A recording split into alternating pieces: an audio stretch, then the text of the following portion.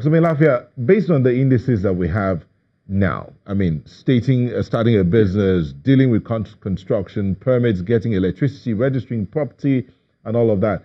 With all that, the government says it's already imputed. How much of movement should we have made based on what they say they have put in and what we're getting now? Well, let me just first of all say that, look, Mr. President mandated His Excellency the Vice President, Professor Yemi Osibanjo, and he did an excellent job. He put together a strong team. I know he's had a very hands-on approach. A lot of things have actually improved. Let's give them credit for that. But it's not just about improving those little things. The overall picture needs to be improved. And leadership is about taking responsibility. We haven't taken responsibility. We haven't shown leadership where it matters the most. It's about effective governance. It's about tackling insecurity. It's about tackling impunity and creating an atmosphere where people genuinely feel that they can flourish, they can set up their businesses, investors can come. A lot of things are missing in that equation, and we shouldn't whitewash it. That is the reality. We can go on and on about the little things that have improved, yes, and I give credit to that, a bit of those things. But, we have scored on goals in so many areas that, in fact, they have negated whatever achievements. People are not seeing them because people are feeling that it is not a people's government. Yeah, people are feeling that the insecurity level we're having, General Abacha, whom we would not credit with being a Democrat, said that when insurgency continues for more than 24 hours, the government knows something about it. So I'm afraid they know a lot we don't know, and they are not doing enough. They are not doing enough. In fact, in some of the states, they are complicit in acts of genocide against defenseless people. I've not been saying this because of politics. I've been saying that years ago.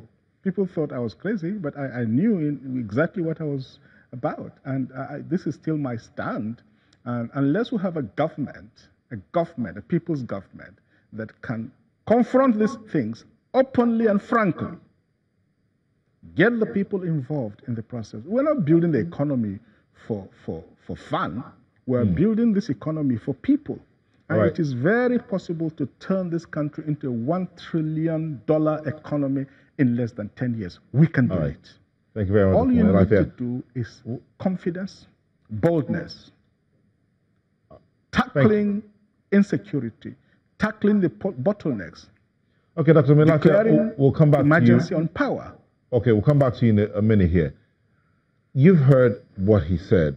Besides the indices I reeled out, which we'll get back to, the question I asked was, based on the input made, have we made the movements that we ought to make? Now, he has taken it, he's saying, let's look at it from the holistic point of view. Are the people feeling the impact of this input made? It's not just about for the world to see, but are the people feeling the impact of this input? I'm a Nigerian, and I understand that people going through difficult times. But that's not to say that something has not been done about it. Which he comments. Yes. And I have a background in science, and there's this thing we call eddy current, or sometimes, even simple analogy, you take out the electricity, but the fan keeps rolling. If you flip it the other way, effects of reforms take time to be sure. So let me give you an example. We conducted 57 reforms in the last reform cycle 1 year. Only 12 of those reforms were accepted by the World Bank, leaving a deficit of 45 reforms that we had worked on. One of the reasons why 45 wasn't accepted was that they happened too recent to assess impact. So the ranking understands that you've done quite a lot. but the people haven't felt some of these things you're talking about. So that's one. Two is that also the private sector is yet to validate some of the reforms we're doing. So our concentration this cycle is to engage Nigerian citizens, to interact the process, test these things we've said we've done. If you don't find your experience to be what we have told you, go to www.pepec.report to lodge your complaints, provide us feedback so that we can iterate the process and keep improving on what we had started upon. So the problems are huge. And we do not need to underestimate that fact that where this administration came in, things really wasn't. And it's not even about politics or about the previous government. It's just the fact that things are tough and it takes time to work those things. And we are certainly on the right path to doing so. Mm-hmm. What do you mean by validate? The private sector hasn't validated it yet. Is it that they haven't actually felt or understand or know or experience what it is or the improvement you say you've done? So, for example, when you look at Lagos State government, we worked with Lagos State government to reduce what they call infrastructure development charge, which runs into percentage, quite a huge fraction of the cost of building a two-story warehouse. That reform was done in February. The private sector is not yet aware of that reform, and it will take time for those practices to change because you don't go on construction every week. So you're not likely to know that 3 months ago, because you completed your construction 6 months ago, but 3 months after you completed yours, the rules have changed. The cost is reduced. So it will take pretty much some time, 6 months to 1 year, to really understand that these things have changed. And that's essentially the story.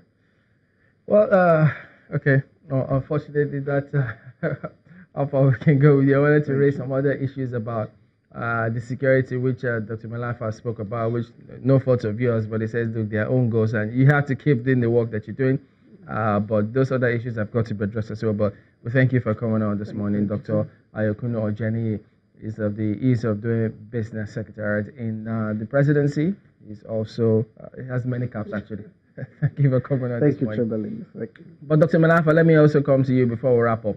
I mean, it's our country. No matter what we do or suggest, we still have to live and ensure that things get better. So give us your suggestions in terms of solutions now. Yes, they're doing some work, but you say some own goals have been scored as a result of if people feel insecure, it definitely will affect how things are done. What do you suggest? How do you suggest we approach things moving forward? Well, I have some thoughts, but let me also say that, the colleague who just left, Ojeniyi, I have great respect for people like him. They are doing a very good job under very tough circumstances. Look, first of all, peace and security.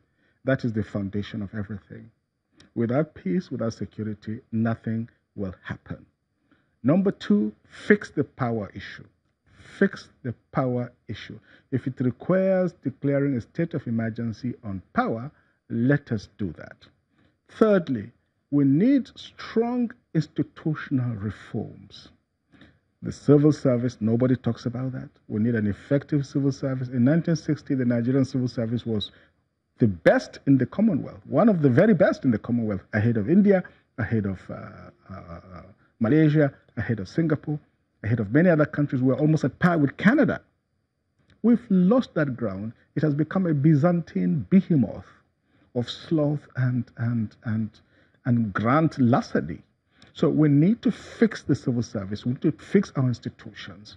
We need to look into detail on issues, such as company registration, providing visas. We know we've talked about it, but we should have even visas for investors coming in at the airports. We need to do that. A lot of other things, remove all those structural bottlenecks, free up the distribution value chain of power, because right now it is a government monopoly. We have unbundled the generation and other aspects, but we have still left distribution as a government monopoly. Bring in investors, decentralize the framework for power policy. We don't even have an electrification policy. We don't have one. All we've done is unbundle the sector and allow discos to do what they like, and nobody is investing a dime in the sector. They are sitting there collecting a flow of income stream from the cash cows that they bought. So nothing is happening. There's no dynamic policy. There's no dynamic leadership. Look, we need people who understand these things and have the passion and conviction to make things happen. Really. All right, then, And Dr. like I said, without security, forget it. All right, And Dr. the people Mailafia. in charge know far more. They are tolerating evil.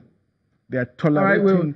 We certainly will make these issues for all of those vying for political office. What will they do about the economy? Fixing the economy is very crucial.